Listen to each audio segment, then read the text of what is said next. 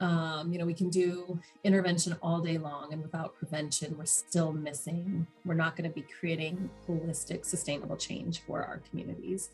And vice versa, we can do prevention all day long, and without intervention and recovery systems and supports, we're still not going to be meeting the needs of everybody and moving towards really sustainable, comprehensive change for people in our communities. I work with providers that are in rural areas, urban areas, and in between. I also work with really large organizations, governmental, county level organizations, and small nonprofits, one or two, person organizations. And so prevention is happening at all of these levels. And there's, that's kind of what I consider my community, are these organizations and the professionals that work there.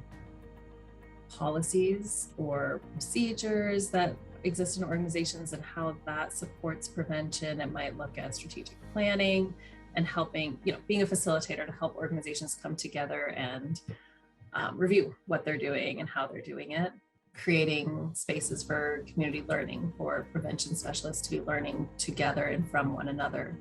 And so the prevention work that I'm doing is at a variety of levels, at the program level, the practice level, and the policy level.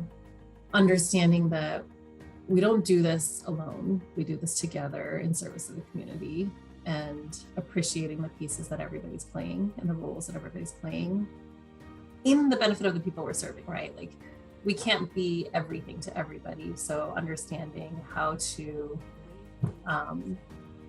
support the individuals and communities we're serving to access a variety of resources that meet their needs, prevention or otherwise. I was working at a youth drop-in center in India, and it was in the part of the country that was impacted by the tsunami back in the early 2000s. And I was working with a lot of youth who had lost a parent or both parents in the tsunami. We spent a lot of time kind of organizing in that community and building relationships and getting to know the young girls that I was working with specifically and understanding their needs and creating this community space for them, and really just a safe space for them to go. As I was leaving the project, they hired a new staff member to manage the center, and I left and I traveled around the country. And then, before I was returning home to the US, I stopped by to visit.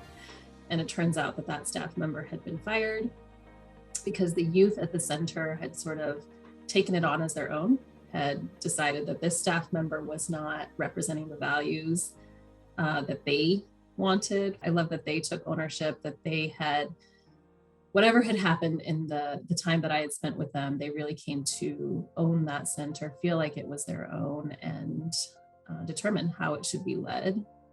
I was a little bit confused the first time around. Do I submit the trainings and then take the test? Do I take the test and then submit the trainings?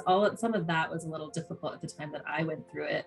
Since then, I know that the committee has done a lot of work, and COPA has done a lot of work to create a manual that guides people through the process much more specifically.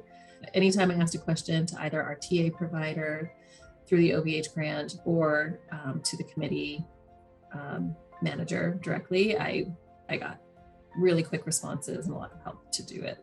The more recognized it is, the more we'll be able to understand its value, right? So organizations can see that somebody applying for their job has a certain level of background knowledge in prevention specifically. It's given me a framework to think very intentionally and strategically about my own professional development and my own growth in my career.